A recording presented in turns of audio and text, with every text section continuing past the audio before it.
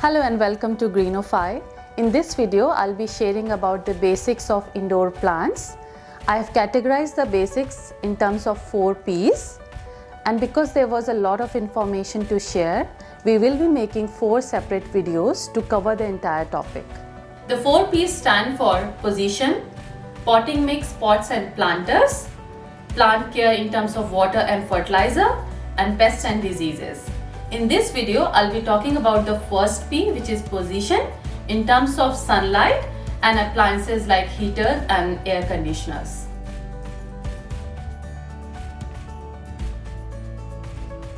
To show the importance of correctly placing your indoor plant, I have 2 monstera plants which were doing really good until I kept them outside in direct sunlight for a few hours.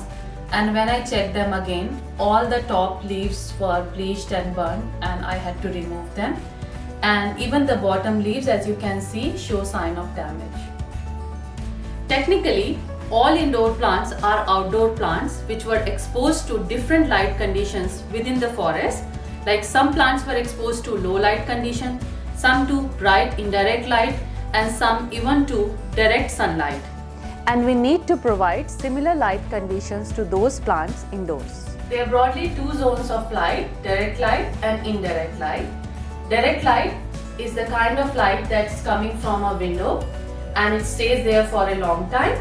An easy way to identify bright sunlight is by observing the sun's path and noting down the duration of light coming from a window. An exception to bright direct light is the morning light. Plants that are suitable for sharp direct light are mostly cacti and succulents, as they were used to dry and arid areas, or plants which are exposed to some direct light in their natural environment. The second zone of light for indoor plants is bright indirect light, and most indoor plants prefer this zone of light. An easy way to recognize bright indirect light is by moving 1 or 2 meters away from a direct source of light, or by putting sheer curtains on a bright window. Within the indirect light, there could be 2 smaller zones. One is bright indirect light and the other one is low light. Most indoor plants like philodendrons, monsteras, dracaenas, which come from the tropical forest, prefer this light zone. And plants like spider plant, snake plant and cast iron plant can even grow in low light conditions. If you are unsure where to keep your indoor plant, then the safest place is bright indirect light. Even though there are devices like light meter to check the amount of light, the best way is through observation. We should not keep our plants directly in front of a heater or air conditioner because that can make our plants too dry. Now the question that might come to our mind is that, can plants grow in bright artificial light? So to answer this question, let's try to understand the difference between sunlight and artificial light. The first difference is intensity. Sunlight has much more intensity than artificial light. Higher intensity means the plants have more energy to make food using photosynthesis. The second difference is in the composition of light.